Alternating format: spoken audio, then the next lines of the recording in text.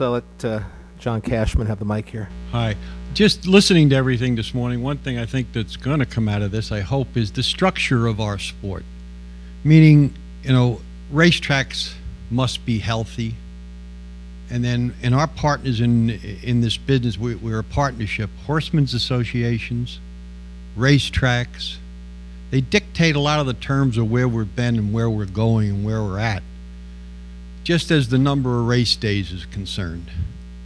Many horsemen's associations represent many different elements of the business, and many of those members of those associations would like to race 365 days a year, 15 races a night. We're hearing and we know that's not healthy. Since we've gravitated to simulcasting, we used to own racetracks that raced 60, 80, 90 days a year. You closed up. The people in the demographics of your community got a rest from the gambling. Now you go to a racetrack, you bet on 30 signals, depending if you can show thoroughbreds as well as standardbreds. We tap the people out. The racing product has become cheaper. The only thing that changes week to week is the post positions and all of these problems. So I think one thing that has to come out of this is how the business is structured today versus years ago. We have to get racing back to where it's a novelty, where people want to go. I mean, if you look across the street, and I just used the Meadowlands, Giant Stadium was younger than the Meadowlands racetrack. But to bring it up to satisfy the customer needs of the NFL, they've knocked it down. They're going to knock it down, and they're building a new one.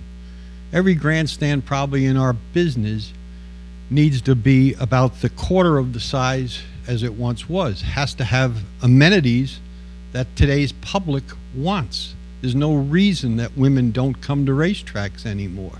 They used to be a big part of and they used to be with their husbands and boyfriends and enjoy being a part of it. They don't want any part of it anymore. So I think we have to look at how this is structured, and we have to get our partners, the Horsemen's Association, and another thing. Maybe we have to, one thing that's come out, I think, that's healthy in New York State, and maybe it's in Pennsylvania, I'm not sure, but in some of these Racino states, where they've appropriated a percentage of money to go towards marketing of racing.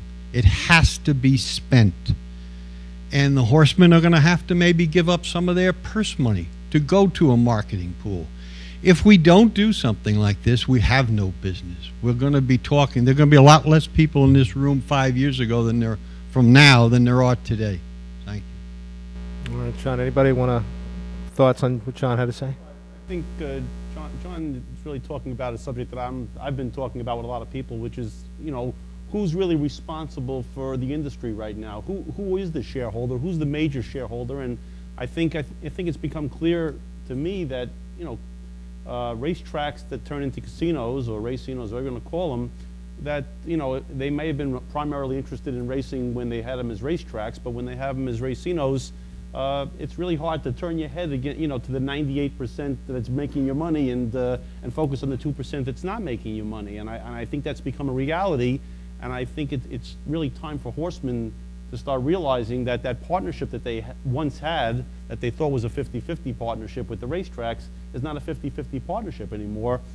And they're the ones with the big stake in racing, and they got to take a share of the. And I mean, I think it's what John was saying about the number of races. It's the horsemen who've been, you know, petitioning to have more and more racing, and maybe they're losing sight of the long-term gains or losses.